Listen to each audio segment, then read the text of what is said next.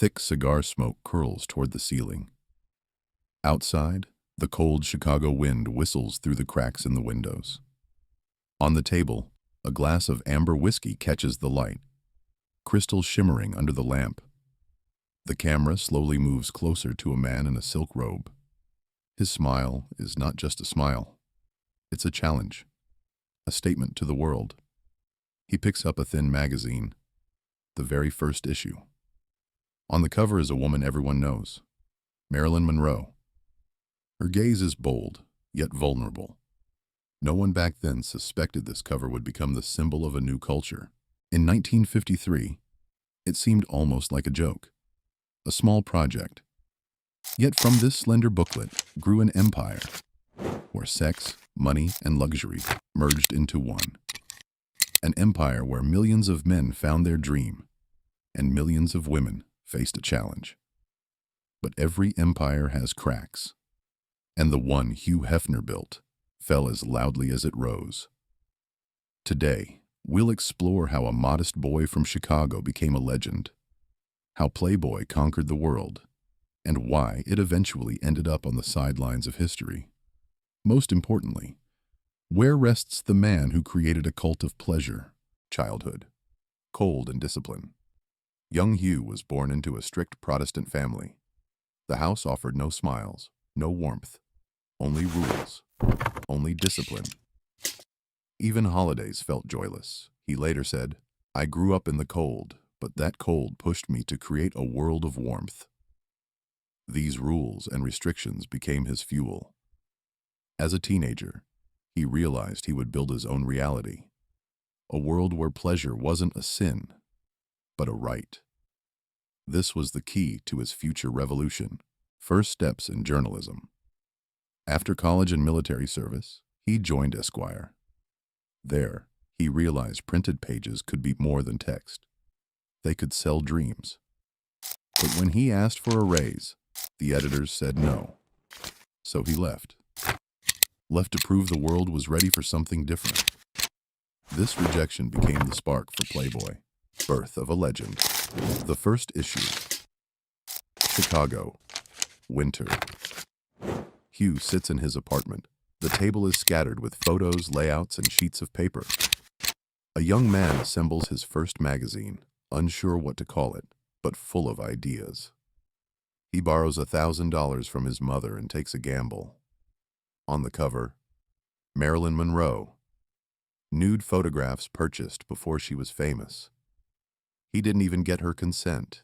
He just printed them. The risk is enormous, but it works. 50,000 copies sell out across America within weeks. Men buy the magazine not just for the photos. Inside is the ideology of a new world. Sex without shame, life without limits, and pure masculine hedonism. Playboy wasn't just a magazine. Hefner wasn't selling bodies. He was selling a lifestyle. The first step toward an empire. Playboy as a mirror of the American dream voiceover.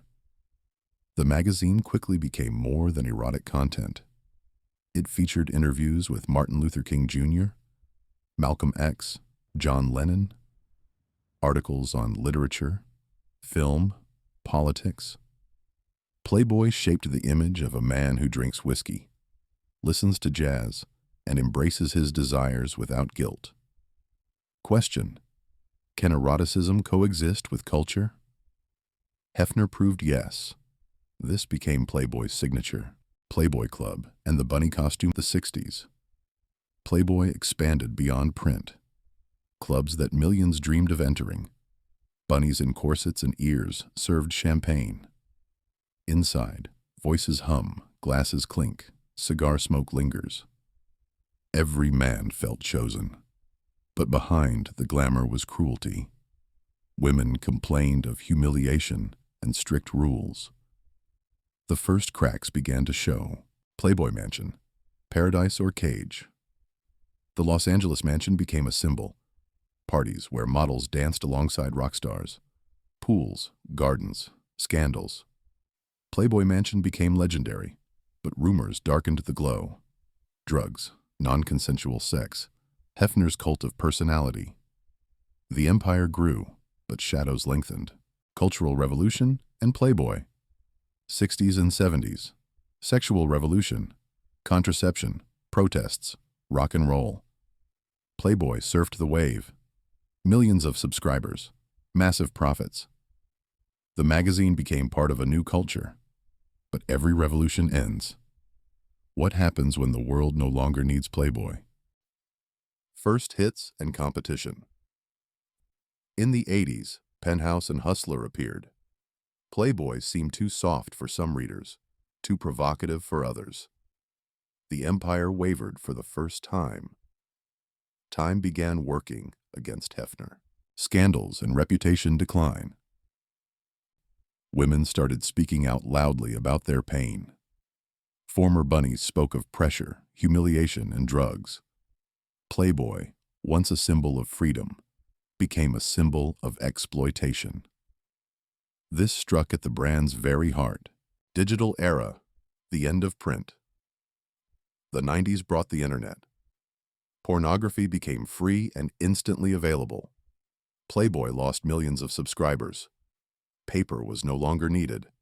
The empire collapsed before our eyes. Hefner's final years. Old Hugh increasingly secluded himself in the mansion. Surrounded by young women, he looked like a man from another era. His robe and smile became a mask. The freedom hero became a relic of the past. The legend aged along with his empire. Death and burial. 2017. Hugh Hefner dies at 91. He is buried in Los Angeles' Westwood Cemetery. Ironically, his grave lies next to Marilyn Monroe, the woman with whom his empire began. The circle is complete. Beginning and end side by side. Culmination. What remains? The empire fell. Clubs closed. Few read the magazine anymore. Yet Playboy remained a symbol. Some see it as cultural revolution. Others, exploitation. Playboy permanently changed culture. Closing plus. Playboy is a myth. A myth of freedom, passion, and luxury. But myths only live as long as people believe in them. Today, a question lingers. Was Hefner's freedom real? Or just a gilded cage decorated with bunny ears? And now, we ask you, what is Playboy? An empire of dreams or a beautiful illusion?